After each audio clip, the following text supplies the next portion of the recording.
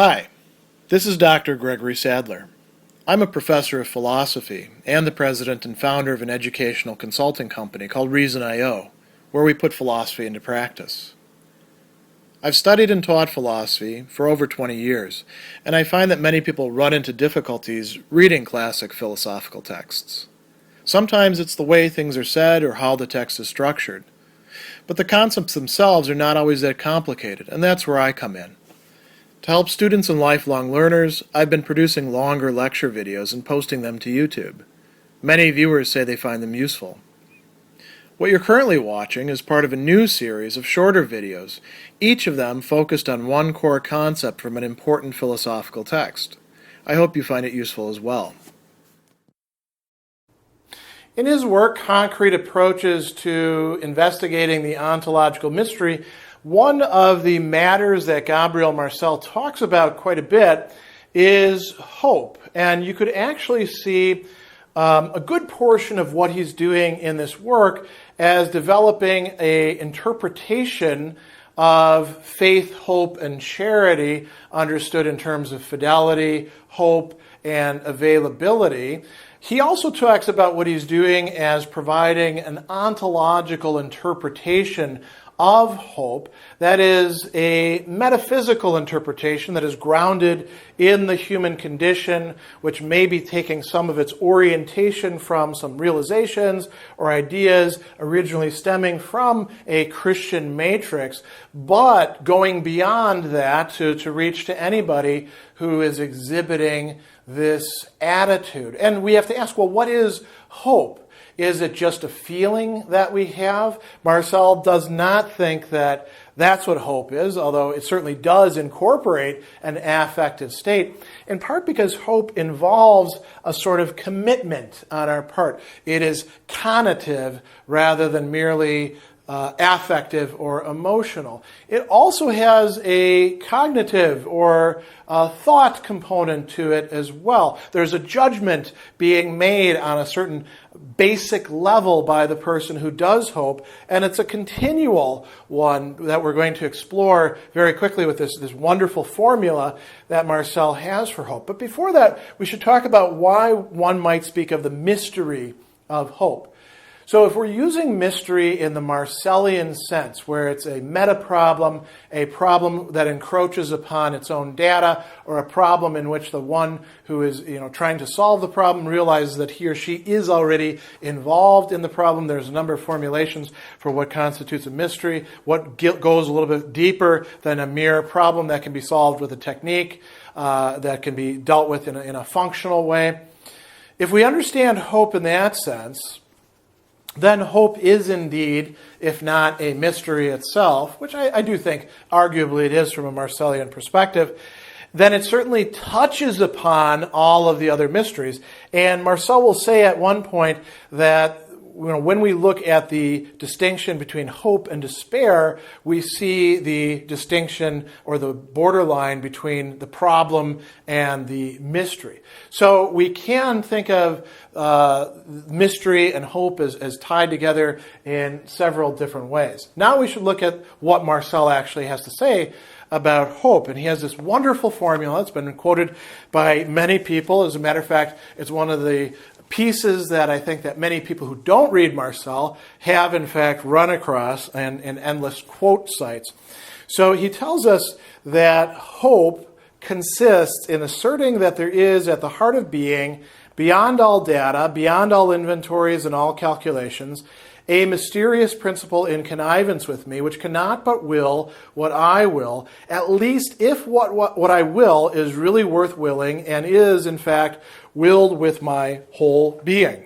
So there's a lot there, a lot of different moving parts to this definition, or characterization, if you like, and we should look at each of them in turn. So notice to begin with, he doesn't say hope is a feeling. He says hope consists in asserting or affirming, saying, this is the case, right? Judging. It involves a kind of commitment. Asserting what? Asserting that there is at the heart of being, and we're going to talk about this heart of being in just a moment, a mysterious principle. So there's something in reality itself, or in a part of reality, that really exists, although we may not be able to conceptualize it adequately, we may not be able to point it out, we definitely aren't going to be able to scientifically measure it or anything like that, but there is something there, something real, something that has, you might say, weight and number, right? in the Augustinian sense.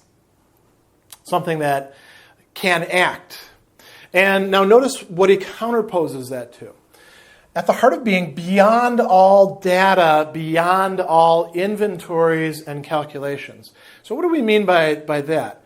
It's not that it's totally disconnected from data or the given, the donné, what is present to us, what it is that we can speak about objectively, the things that we can categorize, put into spreadsheets, enter into certain platforms, relate in terms of means and ends and causes and effects and all these other things beyond inventories and calculations, beyond the sort of cost-benefit analyses or beyond probability estimates or beyond statistical inferences, beyond all of that sort of stuff, which isn't nothing, but beyond all of that, there's something else.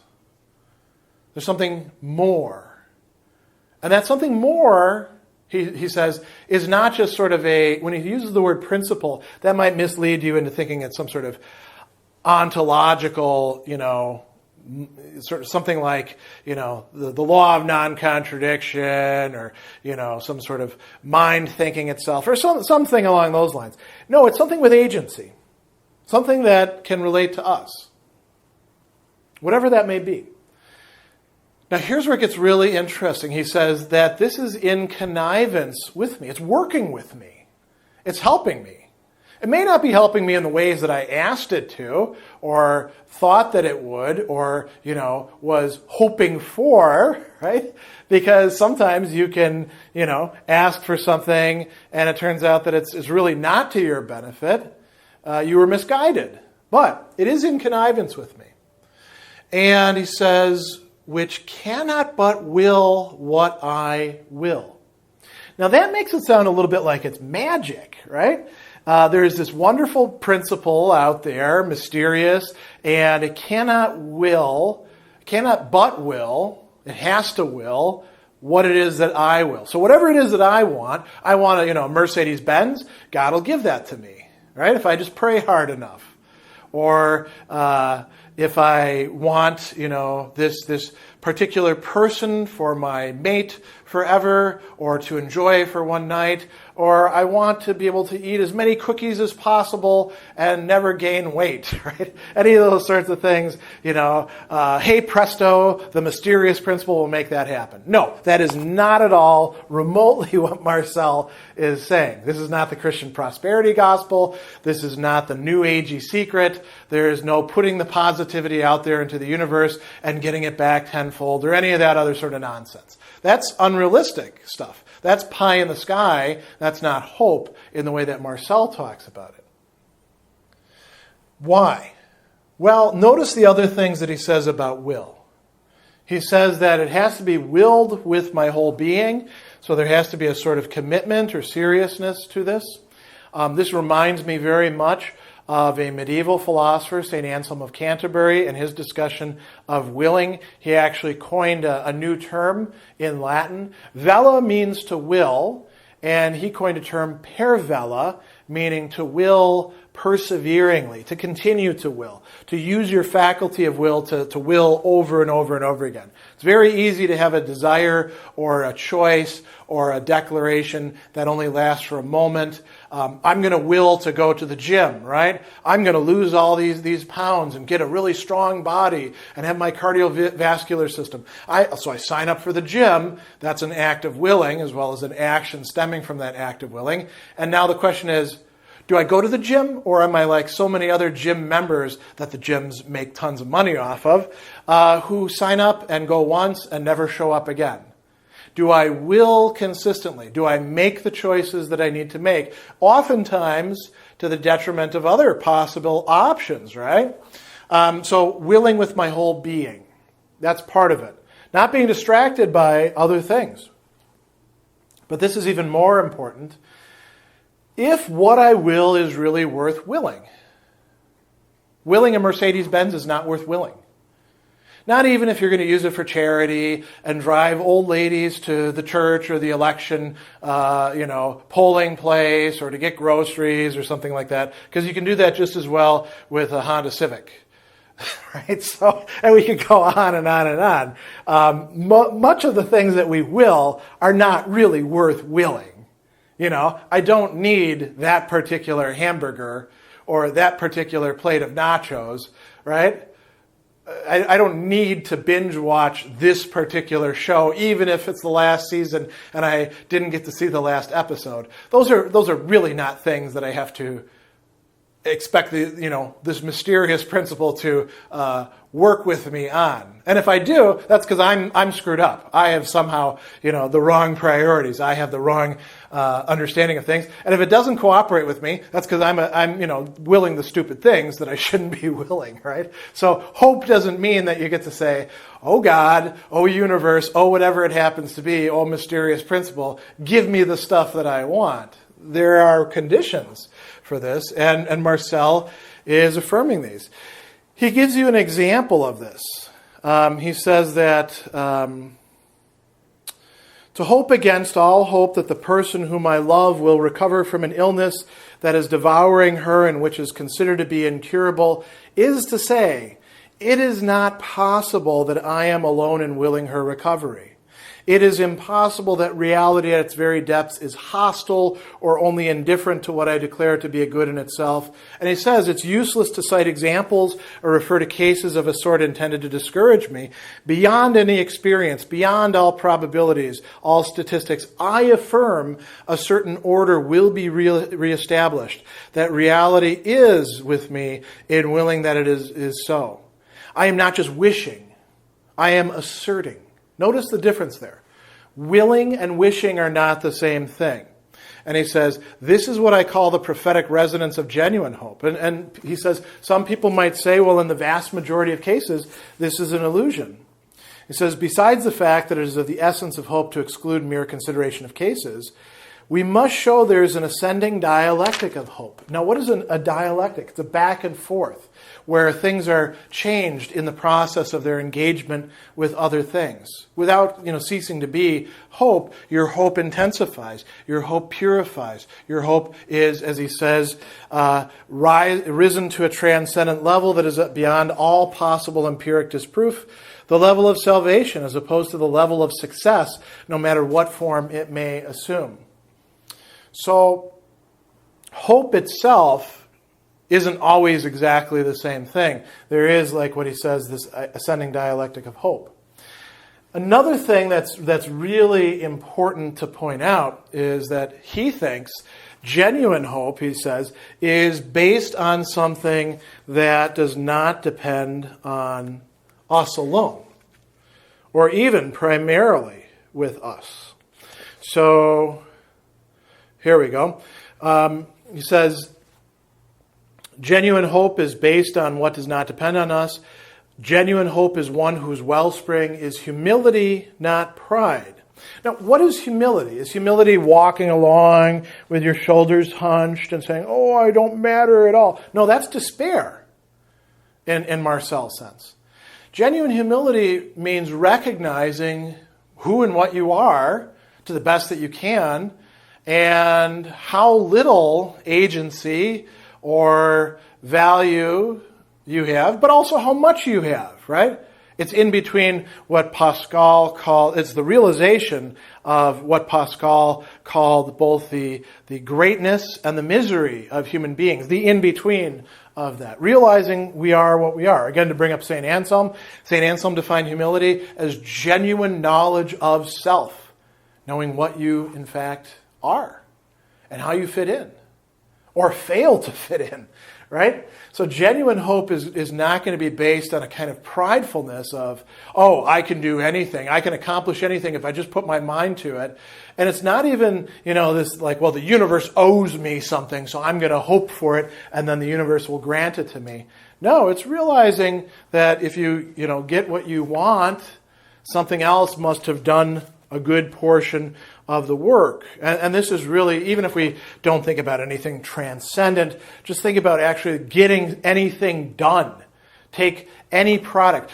My act of shooting this video for you right now, I hope that it's going to be useful for some people. Well, that depends on so many things. I didn't make this chalkboard. I didn't write this book. I didn't create this camera that I'm filming with, or these lights. I didn't do any of these things. I am just here helping you understand some things that Marcel is saying. And fortunately, YouTube exists to let these videos go out there, which is not even a possibility 20 years ago. And we could go on and on and on. Nobody is self-made. That's part of the condition of humility. The last thing that needs to be said about hope in the Marcellian sense is that he tells us it is not passive acceptance, resignation, or inert hope. He says, some might say to me, isn't what you're attempting to justify ontologically nothing else but a kind of moral quietism? Meaning saying, I won't do anything. I'll just hope that things will go my way because I can't really affect the universe or myself or others. I'll just have to hope that things get better. And he says that, if that's the case, isn't action censured insofar as it implies a self-confidence that's already akin to pride? Or isn't action a sort of degradation? And Marcel says, you've really misunderstood things if you see it that way. Why? He says the idea of inert hope is a contradiction in terms. Hope is not just waiting around. It is something that underpins and overarches the action, but which inevitably degenerates or disappears when action ceases. He says, I perceive hope as a prolongation into the unknown of an activity that is central, that is rooted in one's being. Hence its affinities, not with desire, but with one's will. Hope is a matter of willing. It says the will also carries within itself a refusal to calculate possibilities, or at least a refusal to be stopped by such a reckoning of probabilities. So he says, couldn't we define hope as an act of will that applies itself to what does not depend upon itself? You might say hope is an act of will that connects the will to something more and beyond itself with what really matters to the person. It refuses, this is something that is within the realm of our choice, it refuses either to calculate the possibilities, or if it does calculate the possibilities and probabilities, to be stopped by these calculations and probabilities. To say, it's not going to happen, so therefore I will not hope at all. Now, we can close by saying, should we hope about everything? Marcel doesn't go into this, but I think we can say that we don't really have the capacity to hope for every single thing all the time, because hope is an act of will, so it does demand work on our part. So we perhaps need to be thoughtful or careful about what we're going to devote our hope to. And if we do that, if we carry out this reflection and then carry out what Marcel thinks of as secondary reflection, that is reflection upon reflection, we might have a better sense of priority when it comes to the things that we devote our hope to. So, very important concept for Marcel in this essay, concrete approaches to investigating the ontological mystery. Hope is at the center of the ontological mystery, and it is how we connect ourselves to it.